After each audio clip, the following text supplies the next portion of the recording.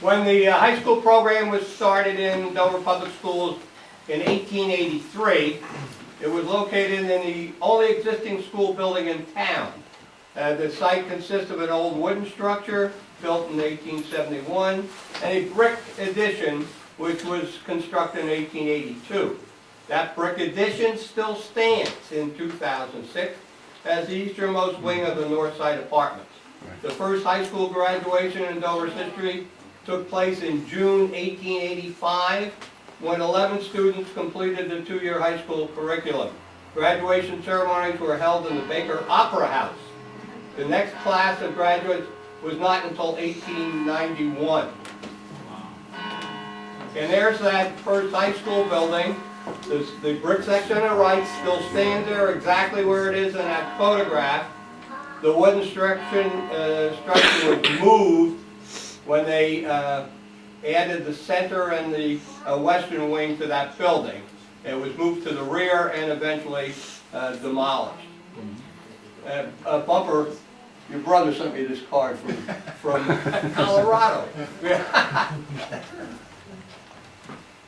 I can't read that. High school curriculum. Oh yeah, the curriculum was extended to 3 years in 1898 and finally to 4 years. There were 6 students who successfully completed the 4-year course in 1901. And for a while, you could get either a 3-year or 4-year diploma until they finally phased out the 3-year. In 1907, they began work on 2 additional wings to that McFarland Street building. It was completed by 1908 and was titled Dover High School. It has still had elementary grades as well as the upper grade. If you stand in front of that building, you may still be able to make out where they had the letters, the cement letters, Dover High School, right in the center at the top. You can see it there. I don't have my pointer with me. I thought I have it. But the inscription, like over top of the archway, said Dover High School. Now this is a very short-lived high school. 10 years, that's all it lasted as a high school. But it lasted quite a while as an elementary building. The architects were tremendous. They matched the 2 new sections of the building, which were built, 20 years later to the original first wing. In 1916, the citizens of Dover voted in favor of building a new high school. By 1918, there were over 200 students in the high school, and many students in the district had to be placed on split session. Dover claimed the largest school population in Morris County this year with 2,223 students. Architect John T. Simpson completed the planning for the new building on Myrtle Ave. It would be located just a few yards from the Morris Canal bed. The building contained an auditorium with capacity of nearly 1,000. It also had a gymnasium, shops, domestic science room, science laboratory, and a total capacity of 695 students. This is how he envisioned the entryway, and in fact, that's how it ended up looking. This is his original drawing, and I think that's the architect's signature on that picture there. Here are drawings, architectural drawings of the building. This is the front view, looking in from what would be Myrtle Ave, I believe. There's a side view with Myrtle Ave on the left. This is the balcony, a 3rd floor, 2nd floor, they call it 2nd floor view. And you can see all the seats in the auditorium, which are still pretty much there. There were more seats in the balcony than there were on the main floor. What did they do for a gymnasium? The gymnasium was down in the basement. They had one. And this is what the first floor looked like. The gymnasium was under this whole thing.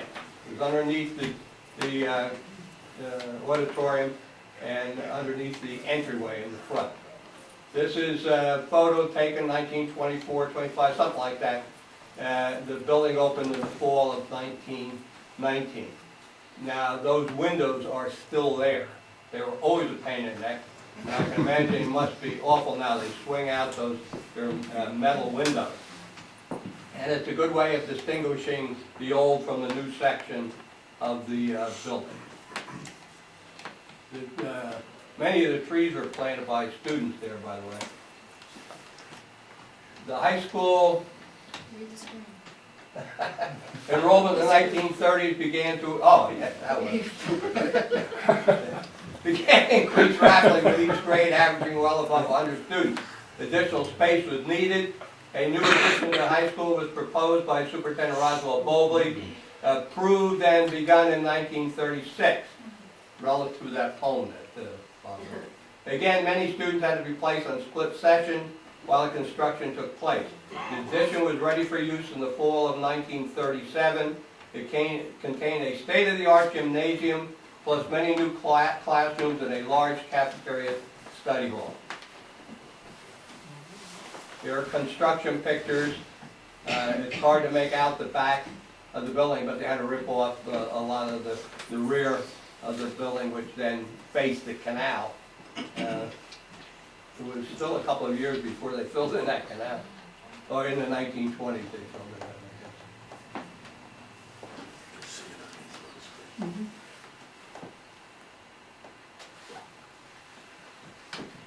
You could date the photos by the automobiles, obviously.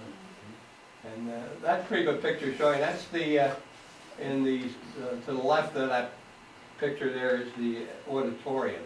And see, you know, that when they built the addition, they never did anything in that hole there. Remember, if you went to school there were those two big holes like in the middle of the building. Were they that big? Yes, yeah, they were very long. In fact, they built a small hut in that one for custodial purposes. Very large.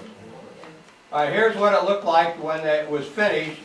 And I'd like to point out to you the windows again. Notice they're double hung windows in the new addition, which go off to the left there. And that's how you can really identify the difference in the two sections of the 1919 versus the 1937. This is the back of the building where the gym and cafeteria and lunchroom were and are located. The gym, the last time I was in the building, things are still quite good shape. The auditorium, we could move right down there now and have a meeting with no problem whatsoever. Here are the principals that serve the Myrtle Ave building. This is from an annual report by the board in 1918-1919. And it lists building number 1, the high school. Charles D. Platt was the principal. He also taught German. Now, Charles D. Platt should be a familiar name with somebody because he wrote 2 great history books about Dover. The other people, the names are familiar, but like Cummins and Freeman and Clark. Wildy Singer was the superintendent at that time. Excuse me, that last name, Jane Lynn, she became Jane Lynn Boozer, right? Could have been, okay, yes. Notice Now, in 1920-21, there was a change. They went out and hired Roswell Bowlby, who was from Bowlbyville, an 1897 graduate, Dover High School. They hired him to be the principal of the high school. But he was no sooner hired than the superintendent left, who was Singer, and they moved Bowlby into Singer's position. And they had to go out and get another principal, which they did. And Mr. Landis was there for a year. William A. Landis, see, principal, that second. I cannot trace what happened to Charles Platt. See, there he's teaching Latin. Why he wasn't any longer the principal, I have no idea. And it was just a couple years later that he passed away. I think it was 1924 that he died. There's Mr. Platt, and there's Mr. Bowlby. Mr. Bowlby lasted quite a few years, and there's probably the longest standing principal, Mr. Black, served 1922 to 1951. We had him. Was my principal when I went to high school. Yeah? Mr. Cronholm, Mr. Cronholm moved from the vice principal position to principal. And in 1962, Mr. Cronholm became superintendent with the death of Mr. Kunzelman. And then a year later, Mr. Cronholm died. It was a tragic death there in the space of 12 months. Mr. Spurway, if you ever met Mr. Spurway, you always remember him because he had no arms. So he had hooks and He handled those books very oh wow, he could bowl. I saw him bowl and everything. Yeah, and you didn't want to get in the way when he swung those arms. He had been a math teacher. And then the final teacher was, our principal was Mr. Tunstall, who made the move from Myrtle Ave up to Grace Street. Now, I don't know whether you follow, Mr. Tunstall died about 2 years ago, 99 plus. Wow. In Florida. And he had married, I guess for the third time, and he married Mr. Scowcroft's widow. Now, Mr. Scowcroft had been an English teacher in the high school. Whatever happened to Mr. Spurway? He left, he didn't want to stay as principal, and he died very quickly. He lived in Boonton. He was a Boontoner.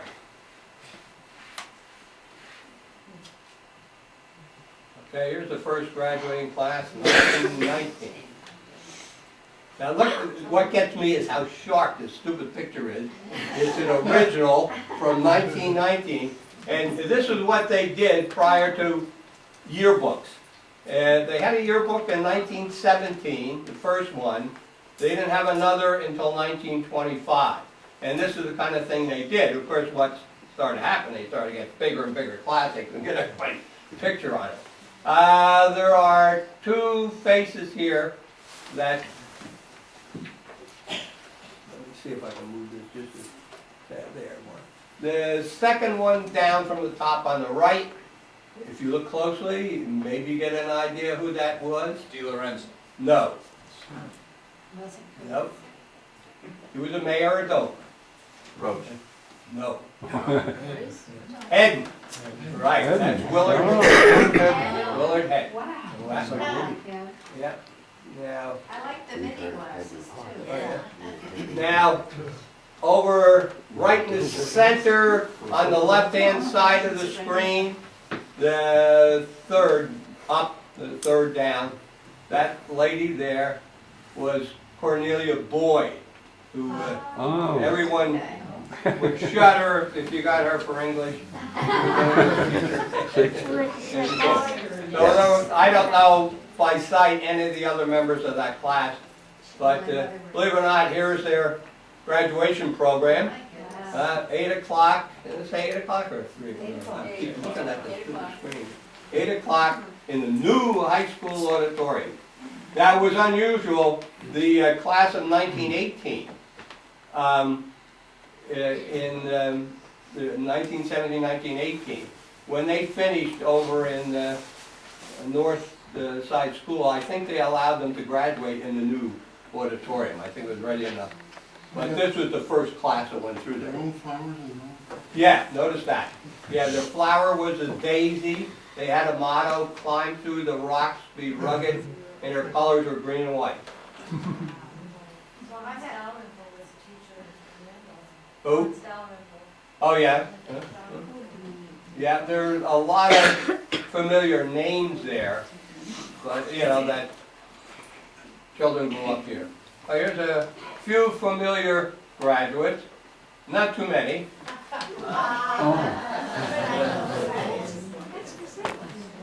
They share something in common. Not only did they both graduate in 1944, but they were both presidents of this historical society. And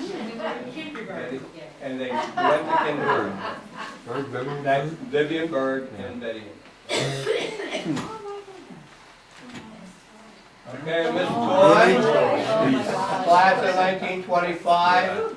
And you can't see the name. The other one is Clifford Johnson, just passed away a few months ago.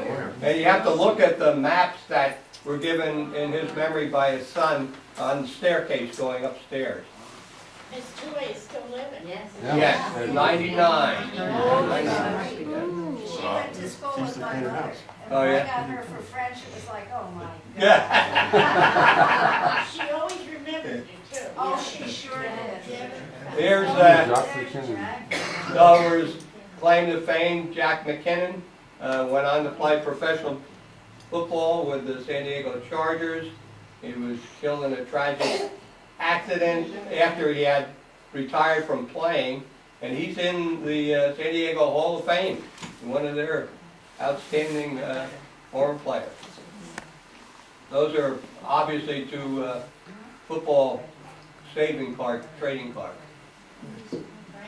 Now, many of you would remember Mary Bryant spent many years in Dover at North Side School and then North Dover School, ended up as principal, graduated in 1926, 1 year after Mary Toy. And Frank Lewis, who graduated in 1945, passed away a month ago. That's Steve's father that always comes in. Whoa, there we go. Here's a couple people that, I told you. Ron Alberti became high school principal, now living out in Steamboat, Colorado, or thereabouts. And Pooh DiLorenzo, class of 1934, longtime coach in the high school. A few faculty members you might remember. Let's see. Dale Weaver, Frederica Hyde Ackman, there's Bobby Thompson's father, Charlie Boss Sanders, and Mr. Kutzelman. Sanders, Boyd Sanders. There's Bill Hopkins and Pooh DiLorenzo at a reunion holding a championship flag, and Jack Middleton, Leo, Mary Highland, and Marie Dowd. So here's a neat photo of the staff in 1926. I was showing this to my daughter the other night, and all of a sudden I realized I had like half of them for a teacher. Jim, you remember Mrs. Clary? Oh, yeah. Yeah, she's on the far right at the top of the screen. Of course, Mr. Black down there, and Miss Boyd is in that picture. If you look at the names, you can see. It's in McLean. Miss Goldstein, who was Mr. Goldstein, Kunkel, Mr. Smith. Mrs. Sundstrom's in there, Stan? What? Mrs. Sundstrom is in there? Was she? I didn't notice. Oh, okay. It's hard to see these names, but this is the faculty 10 years later. Note some familiar faces. Miss Toy is there again, and Bob Van Orden? yeah, Bob Van Orden's in that picture. Leroy Hinkle's in there. Side shirt. Yeah. This Boyd is still there. Leo Sanders. And the Miss Krevling? yep, the top right, which is up on the wall there, is Andy Klusick, who was the head football coach, and he has two daughters working at the middle school. One's a school nurse, and the other's I think it's social studies teacher.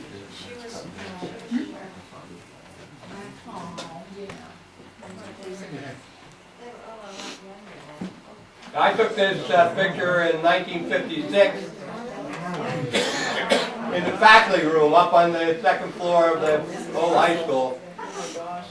Mrs. Russell, Mr. Estelli, Mr. Arway, and Mrs. Krevlin. Mr. Arway is in Florida. I didn't hear from him this Christmas. I'm a little concerned. I don't know what's going on with him. The others have passed. Yeah, that's right, I had her down. Yeah.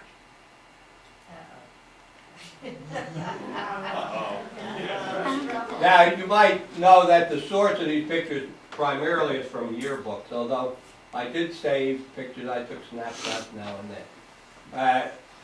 For many, many years, I would annually have a faculty-student basketball game, use it as a fundraiser, and this is what they did one year. They had a band cheer on the faculty, and there you see Mr. Middleton with the drums, Mr. Dunn with the bass drum. I think Leo Sanders was the director or something. Who was the tuba? Yeah, it might have been Mr. Evans. Now, the guy in the long night shirt is Mr. Muni. And behind him is, you recognize him? No? Bill Hopkins, Coach Hopkins. I should have made these bigger. There they are again. There's Mr. Alates and Mr. Gallo. John Theodore was a custodian at that time. You can see half of them on the right-hand side. Now this they just had to throw in. I didn't take this picture because I think it goes back to like 1926. And I wish I knew his name, but that was the mascot. Maybe Tiger? Yeah. Had a nice coat anyway. We ended up with a tiger. Now this is the only picture I can find that shows the original gym. The windows that you see are at the lowest floor level in the front of the building, and you're looking from the rear towards the front. You can see it was a rather low ceiling gym. They had, that's what happened in those days, and they weren't very great gyms. What is going on here is an annual exhibit that went for many years, products from the different shops and home ec classes in the school. When they built the new addition, they continued the same type of exhibit. Now, this is around 1940. Look at the things that were built in the wood shop and the machine shop and so on. Yeah? The big problem they had was getting these things home after they built them. These things, these products, primarily I think came from machine and general shops. They're bookends and tools and the like. Mr. Smith and Kenny Sanders shops. And here's some of the home ec products. Look at all the dresses and so on. You know that there is no home ec anymore in school per se. There haven't been sewing classes in years and years and years. Okay, just a backfield picture, 1932. Pretty infamous looking. Al Drexel, the two Chardy brothers, and Fuji Lorenzo. Get that name. The basketball team in 1922. I happen to know one of those ball players very well. Was my wife's uncle. He's sitting on the floor on the left. His name was John Howell. He was quite a football player in the 1920s. And I think the fellow on the right sitting down is Al Dick or something like that. I don't remember. He first track team, 1927, and it says that the first track they had was in 1928. I'd like to know where it was. I don't know. I don't know where they played football before 1929. I don't know whether they played down at Gunther Field or what. I have no idea. Stan, when did we go to orange and black versus that green and white that was originally shown? Green and white? Oh, that was just. Oh, no, the green and white was just for that class. In 1917, the yearbook was called Old Tide. In 1925 was called Tiger. So I assume someplace in the early 20s or something became the Dover Tigers. Then their colors were orange and black. But every class picked their own. Joseph. Yeah, they did that. They had their own motto, song, all that kind of stuff. They had girls' basketball teams. What's this? 1924. Neat uniforms. Okay, JV basketball team, 1953. Vote. 1953, that's a JV. Yep. That's Nordberg. Yes, the fellow holding the ball, number 17. He's been on Television, I see him on the news. Yeah, the financial news. Big Strike. Yeah, Nordberg. his name was Nordberg. Lenny Hahn, number 18. Yep. Neighbor Carlos. 26, Tommy Harris, Vice President, Drew University. Who's that? Is that what he's doing now? Well, I don't know whether he left when the president retired, you know, former governor. Yeah, this is our gang, there's Teddy McDougal. Sigliano, number 24. Yeah. 28, is that 22 is, yeah, Teddy McDougal. 22? Yeah. Yeah, Number we're 14 is Joe Stanilois. Wayne Yeah. Woodward. You recognize the coach? You're still around? Yeah. Yeah, that's you. Yeah. Yeah. Sigliano's 24. Jimmy Sigliano, number 24. And number 11 is Arnie Feinstein. Yeah, oh yeah. I was their coach, yeah. And Yeah, the manager is off the screen. You can't see him very well. You recognize him? Who was it? Mike Henchy.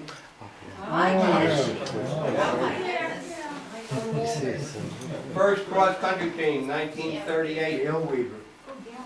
Yale Weaver was the coach. He resigned as council. Yeah, he was it. Okay, this Jazz Orchestra. jazz band, 1925. I have a few music pictures here. Now, the man behind the drum, the Hounds, for whatever reason they were called the Hounds, is Edward Forbes. He's the father of Dr. Forbes.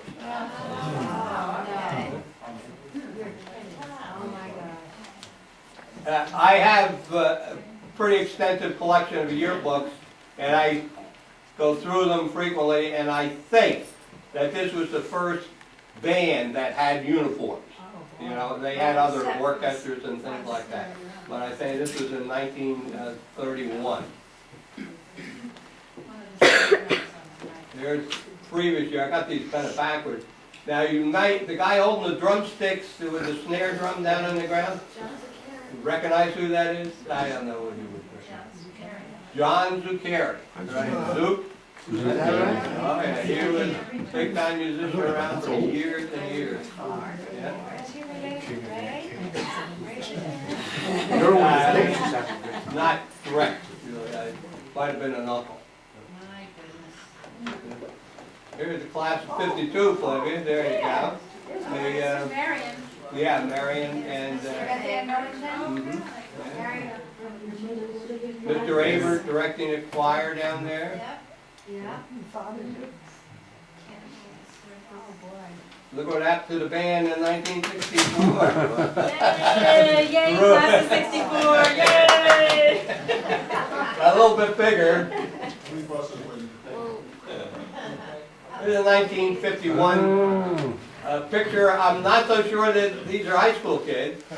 I recognize, if you could zoom in, which I can't do here, is I know Lynn Nickel is right in the front row by the director. This was the retirement from Maple Street. Maple Sweet, right. I'm in there someplace. Oh, yeah, yeah, Miss Sweet's got her back to the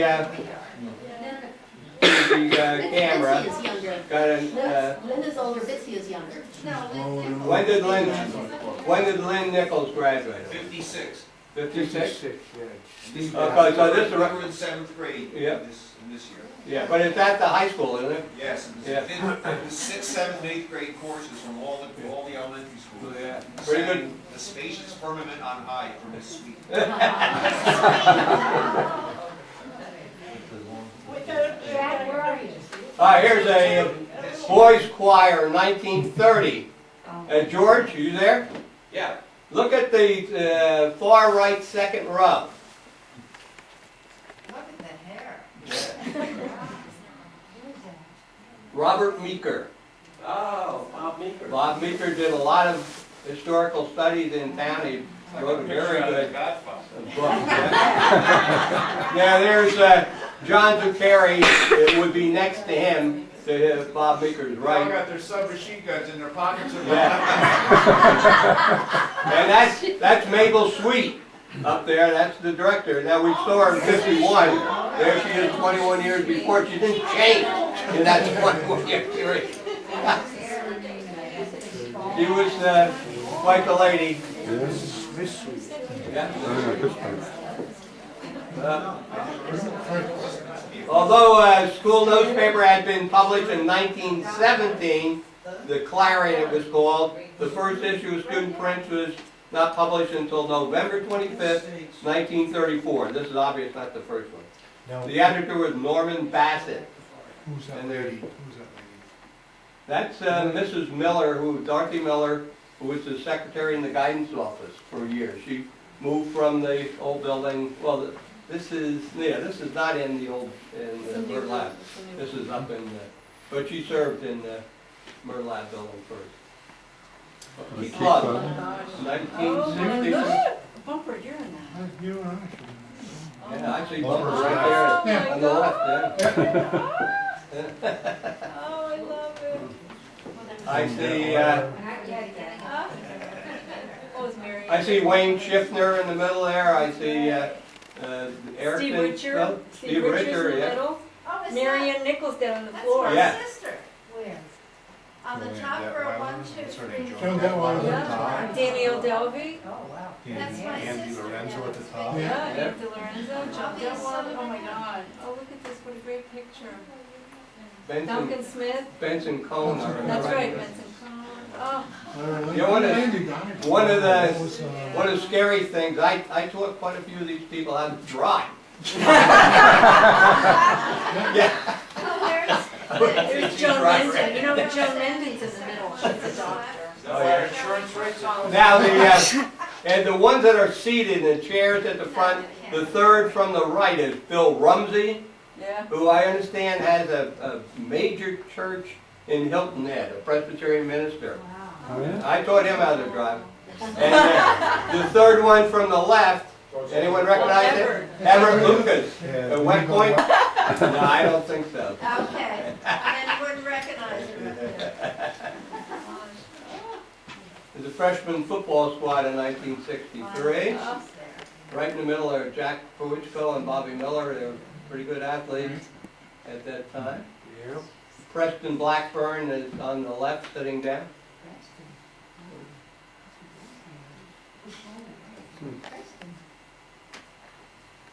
There's the Kiet Club in 1959. Look who's sitting next to me. What's your sister? Oh, gee, Yeah, yeah. yeah. Yeah. And next to you on the other side is Rita. Rita Sherwood, DeGregor. yeah. Rita. Yeah, the Gregor Church. She just Right. retired. Oh, she's right next to you. Yep, Yeah, she's right. yep. She There's, travels all over the world. You're not there, are you? The Curnow girl who married Rich Riley. Oh, that's right. She's like third from the left, in Right, the second row. right. I was looking for Monica, but. Or maybe she wasn't in this. And Gail Poulter on the right-hand side, second left. Oh, yeah. These are all taken up in the library. This is the teacher's cafeteria, Mrs. Bristol. Mr. Middleton and Mrs. Pistolas. I don't know whose head that is. Now here's the cafeteria line up there, and I have a note there, some of the cafeteria services started in high school in 1924. It wasn't automatic, you know. And see that big guy? Anybody recognize him? Yeah, you can't figure it in. He ripped the porch off here. John Rich. John Rich. Oh, wow. Sure of that. I can't get his head. Don't crowd, there's enough for all. Okay, Tiger Day, 1956. You had to be in school in the 50s to know what Tiger Day was. It was always a big problem. I brought a couple beanies. I don't know what happened to them now. I want to show you the beanies. But every freshman got a beanie, and if they didn't wear it, they were strung up. Yeah. And they had to wait on all the seniors, and then it culminated on Friday, probably before the opening football game, with this big prance around Hamilton Field and stuff like that. And it was an administrator's nightmare in that week. You know. They did away with it when the schools changed. Oh, here we are, down All to the class of right, 64. yes, yay! There's the chem lab upstairs, which was always a great place, Mr. Versaput's class. There's the, I think that's Mr. Murphy, it looks like. It him. sure is. Dean Murphy in the hallway. Is that a route there? I don't know what Ivan Ralph, yeah. it looks like. It. Yeah. Mhm. Here's the, it's right in front of the main office in the center hallway. One of the things that I wasn't too happy with, on the right-hand side, there was a big display case, had all those trophies and stuff. A lot of them disappeared in the move from one building to the other. Not all of them, but a lot of them. Tiny Law. I see somebody, I think, right in the middle of that picture, and I'm like, That's Diane. that's not you in there, is it, Bob? No. Yeah, that's. Oh, it's Louis Berry, way back there is No, Louis right in the middle, Berry. right in the middle. Right in the, That me? right in No, the no, that's center. Richie Riva, or Richie Regan. He was a Mountain Lakes policeman. Guy with a big smile. Oh, yeah. What about the kid with his sleeping on the desk? I like I know those who that guys. is, that's Bobby Wagner. Yeah. That's Bobby Wagner sleeping on the desk. No. Yes, it is. It might have been. You ask him. That's it, that's his hairdo. Oh, yeah? You know what, I think you're right. I think It you're is right. Bobby Wagner. That's Bobby Wagner. Yeah. Nothing Well, bad. okay. We had a national tragedy and the school took note of it. Yeah, this is a neat picture, flag at half-mast for JFK's assassination. Hamilton Field, I noticed there's a police officer. You sure think that will go right. Here's the library, 1960. Oh, Lola Nightmare. Bosley, that's Bosley. It's Is it? Barbara Bosley. Oh, yeah. Barbara Bosley. On The first school library was created in 1926. It was developed by Martha Burnett, who is the town librarian. By the way, the high school is just ready to open a brand new library up on Gray Street. You have to get in and see it when it's open. It's beautiful, unbelievable. Is it open to the public? Well, they'll open it, they'll have I'm sure they'll take you. Here's the administration last year, Mr. Tunstall, Mr. Sorokin, and Mr. Middleton. Mr. Sorokin stayed in the old building and became principal of the junior high school that was there. Okay, there's Mr. Stokewell. Wayne Valentine, yeah, I had Wayne in geography class, and he came right back. Yes. Love and order. Well, he's still involved. Oh, yeah, he's still up to school. You know Mr. Valentine comes in. Yeah.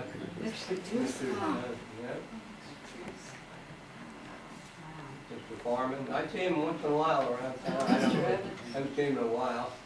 Mr. Wrench. That's all right, right. Mr. Ryder, W.A. Mr. Sanders is. Yeah. Mrs. Russell. Oh, Mr. George Flogger. Oh, Mr. Schlager. Oh, man. No comment. Oh. Oh, that's our graduating class. Oh, my God, look at that. Joan and... Oh, look at that. Hey, Danny got Dillon Nazaro? and, Is oh, she my in God. Nazaro? Yes, that's Mary Ann Nazaro. And Jake Ullman. He's Oh, a yeah? dentist in New York. Very quiet, sweet. Wow. I like Teddy. And there's graduation. That was the last class to Oh, my graduate from high God, school. we were so, oh, we were so sad. I did a little research on Hamilton Field as a graduation site.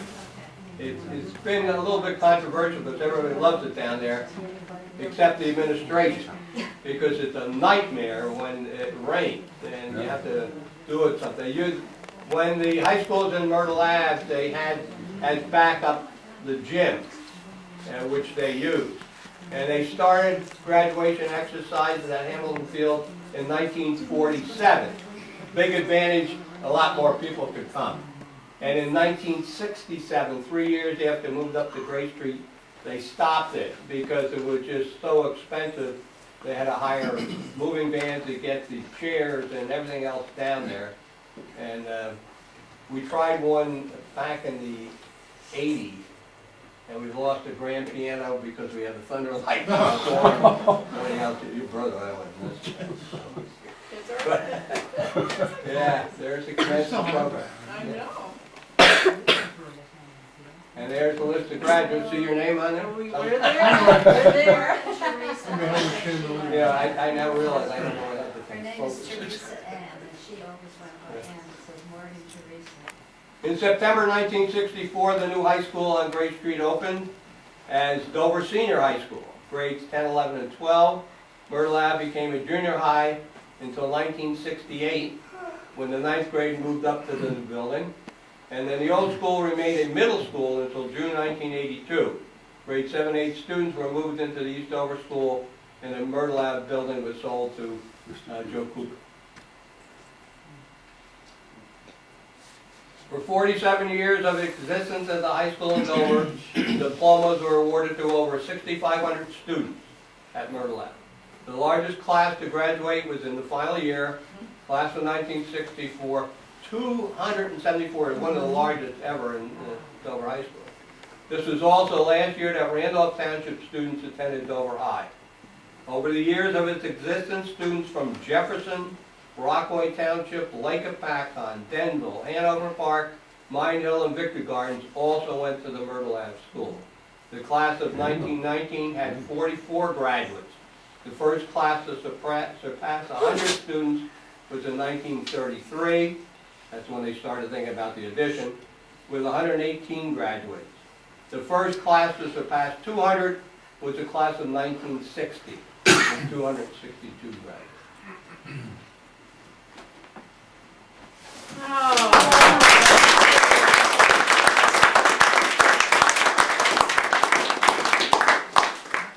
Stan, can I ask you a question? Sure. You know, in the old auditorium, there was that pipe organ that Avery used to play. Yeah. Was that taken to the Grace? Yes, it was taken up to the new high school. Still there? I couldn't tell you whether it's there now, but it was never successfully operated up there. You never had a bell thing or up in the ceiling? They did. Took that- Yeah. And how about the silhouettes of Lincoln and Washington No. on the other side of the stage? I don't think they were ever taken. I don't think they were moved. They did take the Birch Honor Award sign up there, and, Oh, yeah? but I don't know whether they took any others. There was some in the main hallway going to the main entryway. I don't think they Red. went up. We're going to break for a few minutes for refreshments. And if those of you who want to stay for our business meeting, Red. after business meeting, after refreshments. Red. Just say one neighbor. Wait for my mother. There you go. Roger came over. Dad, I'm gonna get that map on the stairs.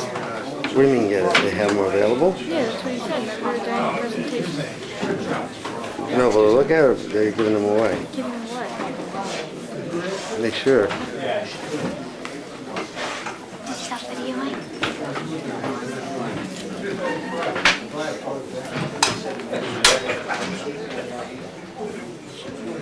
Get down here.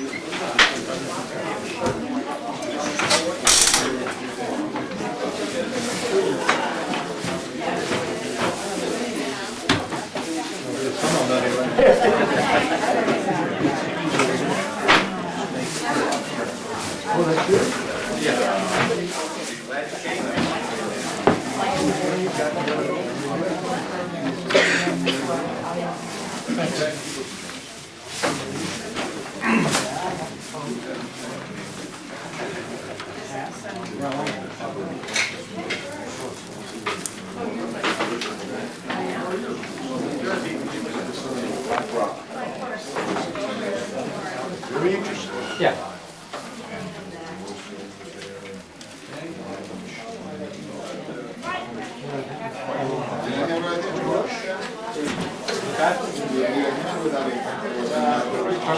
You're not gonna ask for it?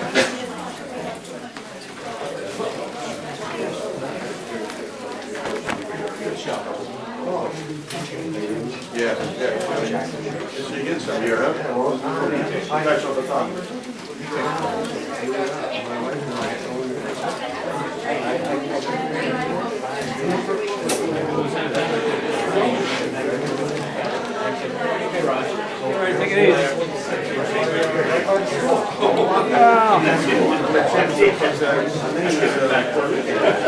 That's the diner.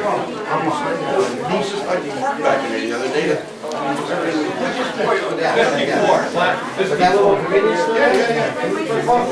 Monica White, kids are there all the time. We have a house. No, she's at the store. She's not doing Roger, this, he's 12 and she's girls. Anyway, we're here. for coffee. Sure will.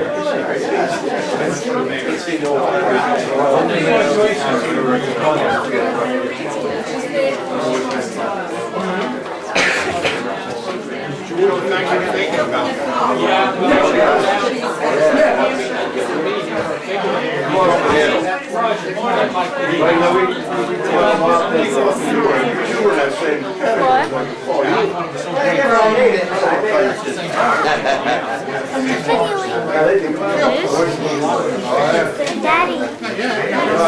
How did it turn out? Same thing. Sure. Anyway. I'll stop in. Yes, for sure we do. I owe you a call. Okay, Mr. Thompson, good to see you. Yeah. Let me just get your video for 1 second. Remember Scott Pooger of the restaurant? Yeah, Scott has a business in town here. He's right next to the post office. Pharmaceutical director. What do you got?